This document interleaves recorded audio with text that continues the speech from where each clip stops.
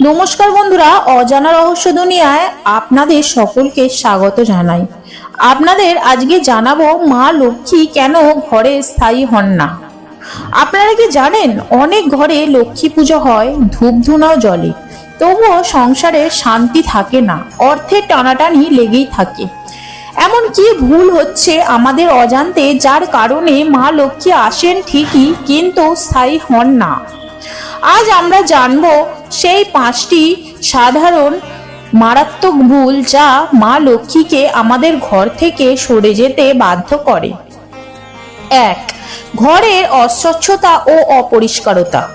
পৌরাণিক বিশ্বাস অনুসারে মা লক্ষ্মী হলেন সুচিতা ও সৌন্দর্যের দেবী। তিনি সেখানে বাস করেন যেখানে পরিচ্ছন্নতা, সৌন্দর্য ও সুশৃঙ্খলতা আছে। স্কন্দ পুরাণে বলা হয়েছে, যত্র শুচি তত্র লক্ষ্মী, যত্র অশুচি তত্র দারিদ্র। অর্থাৎ যেখানে সূচি বা পবিত্রতা আছে সেখানেই লক্ষ্মীর বাস। রিসার্চ বলছে, অপরিষ্কার ঘর পরিবেশ মানসিক উদ্বেগ ও হতাশার জন্ম দেয়, যা অর্থ উপার্জনের মনোভাব ও প্রচেষ্টাকে দুর্বল করে। অর্থাৎ রোজ সকালে ঘর ঝাঁট দেওয়া, প্রদীপ জ্বালানো এবং বিশেষ করে রান্নাঘর ও মূল দরজা পরিষ্কার রাখা অত্যন্ত গুরুত্বপূর্ণ। 2. সন্ধ্যেবেলা ঘরে অন্ধকার রাখা। ব্রহ্মপুরাণ অনুসারে সন্ধ্যাবেলা ঘরে আলো না জ্বালালে মা লক্ষ্মী বিরক্ত হন এবং দারিদ্র্যের দেবতা অলক্ষ্মী প্রবেশ করেন। আধ্যাত্মিক ব্যাখ্যা অনুসারে সন্ধ্যা সময় হলো সন্ধিক্ষণ, দিন ও রাতের মিলন বিন্দু। এই সময় ইতিবাচক শক্তি প্রবেশ করে আলো ও ধূপ ধুনার মাধ্যমে।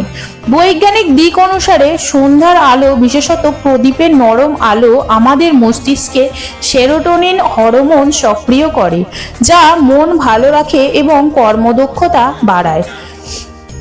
অর্থাৎ প্রতিদিন সন্ধ্যায় প্রদীপ, ধূপ এবং শ্রী মা লক্ষ্মী নমঃ মন্ত্র উচ্চারণ করে ঘরে আলো জ্বালান। 3. রোজকার বিবাদ, ঝগড়া এবং নেতিবাচকতা। পদ্মপুরাণ বলে, কলহে চ লক্ষ্মী ন স্থাতুমিচ্ছতি। যেখানে কলহ, রাগ, অভিশাপ বা নেতিবাচক ভাষা ব্যবহৃত হয় সেখান থেকে মা লক্ষ্মী বিদায় নেন। মনোবিজ্ঞান বলে, ঘন ঘন ঝগড়াঝাটি, চিৎকার, খারাপ শব্দ ব্যবহার করলে পারিবারিক শুদ্ধতা ভেঙে যায়, যার প্রভাব পড়ে অর্থনৈতিক স্থিতিতেও। অর্থাৎ ঘরে শান্তির পরিবেশ বজায় রাখুন। মন খারাপ হলেও মা লক্ষ্মীর নাম নিন, চেঁচামেচি করবেন না। 4. ঘুমিয়ে থাকা ভোরে। গরুড় পুরাণ অনুসারে মা লক্ষ্মী ভোরবেলা ঘরে প্রবেশ করেন। যারা সেই সময় ঘুমিয়ে থাকেন তাদের ঘরে তিনি প্রবেশ করেন না। আধুনিক গবেষণায় দেখা গেছে, যারা সকাল 4টে থেকে 5টার মধ্যে জেগে ধ্যান, প্রার্থনা বা কৃতজ্ঞতা প্রকাশ করেন তারাই বেশি সফল হন। অর্থাৎ যদি মা লক্ষ্মীর আশীর্বাদ চান তবে চেষ্টা করুন ভোরে উঠে কিছুক্ষণ জপ বা ধ্যান করতে। অন্তত সপ্তাহে 3 দিন করে শুরু করুন। 5. অলক্ষ্মীর প্রতীক। ব্যবহৃত ঝুটা বাসন, ঝাঁটা ও আবর্জনা সামনে রাখা। বহু ঘরেই দেখা যায় ব্যবহৃত বাসন সিঙ্কে পড়ে থাকে, ঝাঁটা বাইরে পড়ে থাকে বা আবর্জনার বালতি খোলাই থাকে। এগুলো অলক্ষ্মীর প্রতীক ধরা হয়।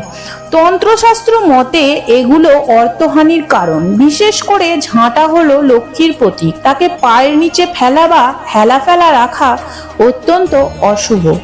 অর্থাৎ সন্ধ্যার পর ঝাঁটা ব্যবহার করবেন না। ব্যবহৃত বাসন রাতে ধুয়ে রাখুন। ঘরের আবর্জনা প্রতিদিন বাইরে ফেলে দিন।